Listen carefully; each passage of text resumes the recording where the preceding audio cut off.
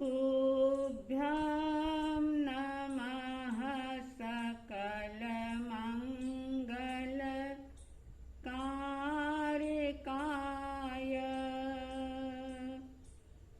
तुभ्यं नमः सकलनिवृत्तिदायकाय।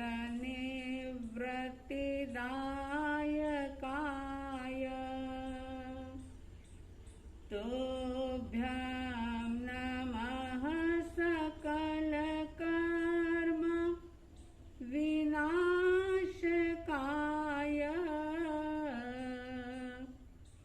तुभ्यं नमः सकलतत्त्व निरूपकाय।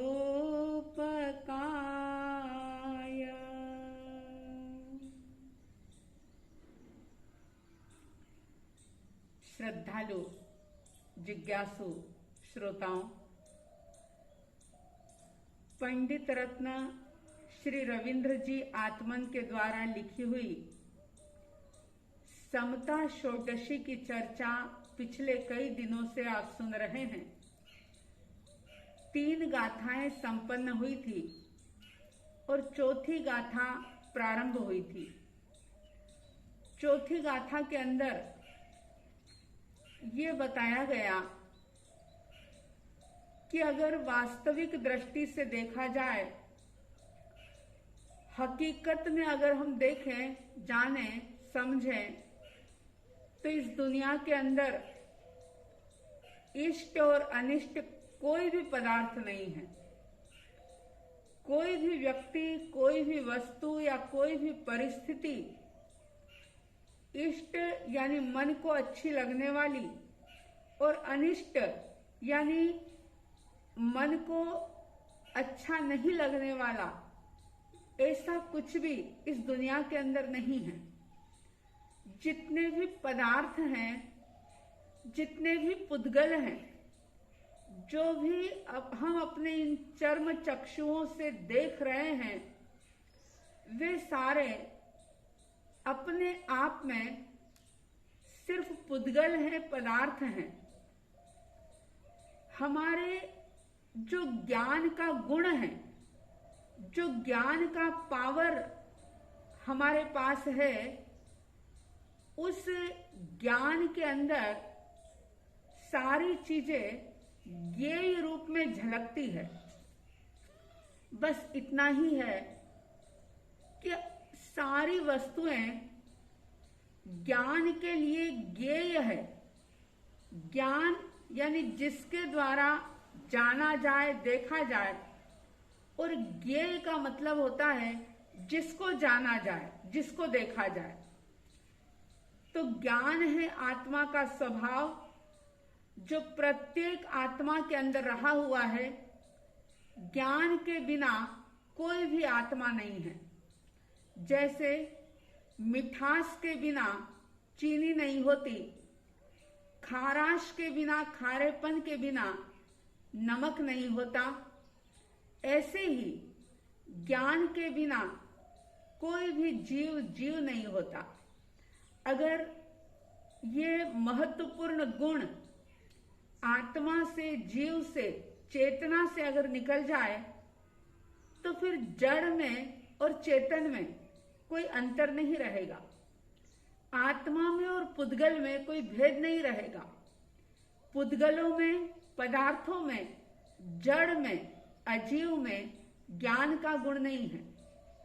इस चौथी गाथा के अंदर कहा जा रहा है, इष्ट अनिष्ट न कोई जग में, मात्र ज्ञान के ज्ञेय अहो। हो निरपेक्ष करो निज अनुभव, बाधक तुमको कोई न हो। अगर इष्ट अनिष्ट इस दुनिया के अंदर कुछ है नहीं, तो भला फिर हर व्यक्ति क्यों हमेशा इष्ट अनिष्ट के अंदर फंस जाता है। ज्ञानी कहते हैं कि जब हमारे अंदर राग और द्वेष होता है। बहुत बड़ी बात कही है ज्ञानियों ने कि राग और द्वेष ये दोनों ही आस्तीन के सांप है, बहुत बच के रहना इनसे। लेकिन व्यक्ति इस बात को भूल जाता है, राग और द्वेष को वो लगातार लगातार बढ़ाता ही चला जाता है। आस्तीन के सांप होते हुए भी वो इनसे अपना बचाव नहीं करता और इनके द्वारा डस लिया जाता है। जैसे कांटा अगर पैर में चुभ जाए तो वो व्यक्ति को सालता रहता है, चरणों में रह करके भी वो पीड़ित करता रहता है। ऐसे ही ये राग और द्वेष व्यक्ति को हर पल ही दुखी बनाते रहते हैं। बस बात इतनी होती है कि व्यक्ति ये नहीं समझ पाता कि मेरा अपना राग जो कि एक आकर्षण पैदा करता है, द्वेष जो है वो वैर का भाव पैदा करता है, और ये आकर्षण, आसक्ति और वैर भाव के कारण से ही मैं दुख का अनुभव करता हूं, भय और चिंता के अंदर आसक्त रहता हूं, हमेशा डरा हुआ रहता हूं। क्योंकि जिस इंसान के अंदर जितना ज्यादा राग होगा, जितना ज्यादा द्वेष होगा, उस व्यक्ति का मन हमेशा बुझा बुझा सा रहेगा, वो भय से घिरा रहेगा, चिंताओं से घिरा रहेगा। जरा अपने भीतर का निरीक्षण करके देखना कि मन प्रफुल्लित रहता है, हमेशा मन प्रसन्न रहता है, या कि मन मरा मरा सा रहता है, बुझा बुझा सा रहता है, मन में कोई उल्लास उमंग नहीं होती, कोई चिंता, कोई भय हमेशा ही सताता रहता है, या कि बिल्कुल निर्भयता पूर्ण जीवन जी रहे हैं। जरा ईमानदारी से अपना निरीक्षण और परीक्षण करके देखना, अगर मन बुझा बुझा सा है, अगर चिंता है, भय है, असमाधि है, भीतर में अशांति है, तो उसका कारण कोई दूसरा व्यक्ति नहीं, कोई वस्तु नहीं, कोई परिस्थिति नहीं। उसका कारण हमारे भीतर में छुपे हुए जो राग और द्वेष है, आसक्ति और जो वैर का भाव है, यही हमारे दुख के कारण है। जैसे आपने देखा होगा, जानते हैं आप सभी, दो प्रकार की बिजली होती है। एक बिजली व्यक्ति को अपनी तरफ खींचती है और दूसरी जो है झटके से उसे दूर फेंक देती है। लेकिन दोनों ही बिजलियां मारक होती है, दोनों ही व्यक्ति के लिए हानिकारक होती है। ठीक इसी तरह से राग और द्वेष जो है, ये भी एक प्रकार के करंट हैं, ये भी बिजली है। राग क्या करता है कि वह पदार्थों के प्रति, व्यक्तियों के प्रति, परिस्थितियों के प्रति एक भीतर में अट्रैक्शन पैदा करता है, एक आकर्षण का भाव पैदा करता है। और द्वेष दूसरे प्रकार की बिजली की तरह व्यक्ति को दूर फेंक देता है, पदार्थों से मुंह मोड़ लेता है। राग और द्वेष दोनों ही बेड़ी की तरह है।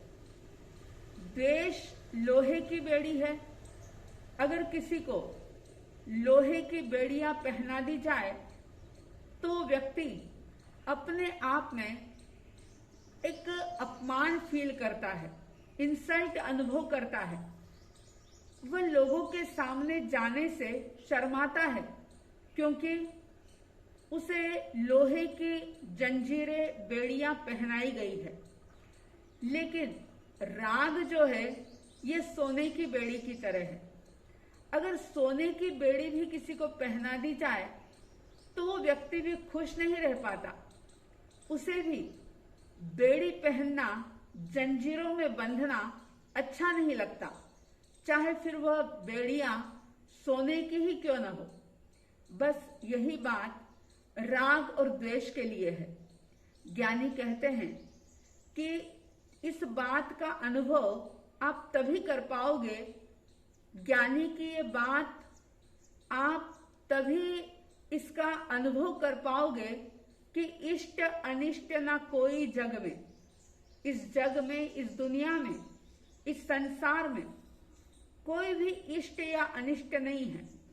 ये सारे तो सिर्फ हमारे ज्ञान के ज्ञेय हैं। ज्ञान यानी जिसके द्वारा हम जानते हैं, देखते हैं, और ज्ञेय का मतलब होता है जिसको हम देखते हैं। यानी ज्ञान हो गया दृष्टा और ज्ञेय हो गए दृश्य। जैसे दृष्टा और दृश्य के अंदर अंतर होता है, ऐसे ही ज्ञान और ज्ञेय में भी अंतर होता है। देखिए, जो वीतराग परमात्मा होते हैं, जो सर्वज्ञ सर्वदर्शी होते हैं, वे भी सब कुछ जानते हैं, देखते हैं। आप और हम तो बहुत सीमित जानते हैं। आपके हमारे जानने की तो बहुत ही लिमिटेड हमारा ज्ञान है। बहुत कम चीजों को हम देख पाते हैं, और जितना हम देख पाते हैं उतना भी उसे हम पूरी तरह से जान नहीं पाते। लेकिन जो केवल ज्ञानी हैं, उनके ज्ञान में दुनिया के सारे पदार्थ, सारे पदार्थों की सारी पर्यायें, सब कुछ एक साथ झलकती है। लेकिन वो दर्पण की तरह होते हैं।